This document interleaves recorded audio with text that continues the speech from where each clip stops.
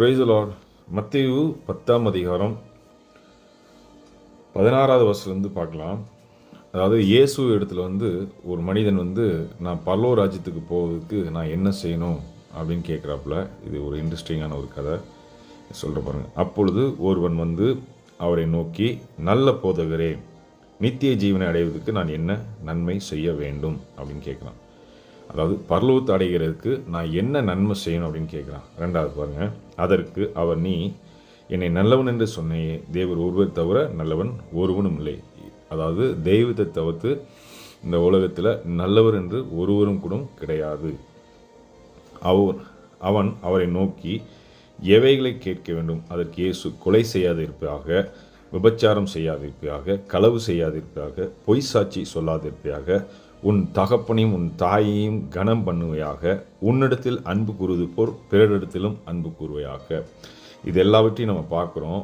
உன்னிடத்தில் நீ அன்பு கூறுவது போல் பிறரிடத்தில் நீங்கள் அன்பு கூறுறீங்களா? இன்னைக்கு இது ரொம்ப முக்கியமான ஒரு பாயிண்ட். இன்னைக்கு நம்ம லைஃப்பில் அந்த உடனே அந்த வாலிபன் சொல்கிறான் பாருங்க.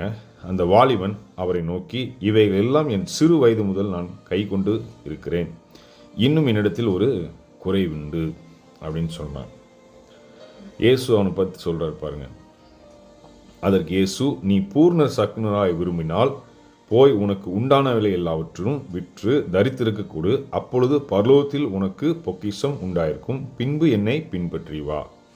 இன்னைக்கு இருக்கிற அநேக கிறிஸ்தவத்தில் பணம், காசு, ஆசீர்வாதத்தை கொடுத்து ஏமாந்து ஓடுறவங்களுக்கு இது ஒரு முக்கியமான ஒரு விஷயம், ஒரு முக்கியமான பாயிண்ட்.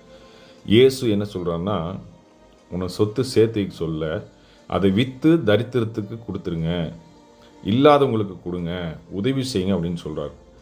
அப்போது நீங்கள் அது தரித்திரக்கு செய்யும்போது யாருக்கு செய்யணும்னா, டைரெக்டாக இயேசுக்கே செய்கிறீங்க.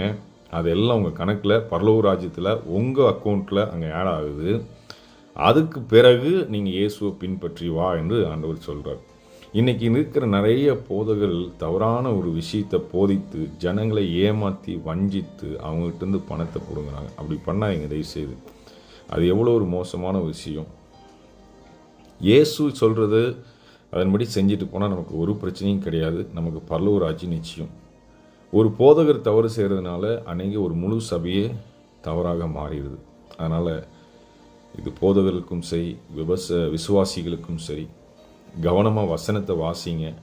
வாசித்து இயேசு என்ன சொல்கிறாரோ அதன்படி செய்யுங்க. அவர் சொல்கிறபடி செஞ்சீங்கன்னா பாடுகள், பிரச்சனைகள் வரும். அதன் மித்தியில் நீங்கள் பிரச்சனையோடு இல்லாமல் பாதுகாங்க. பரலோக ராஜ்யம் சமயமாக இருக்குது.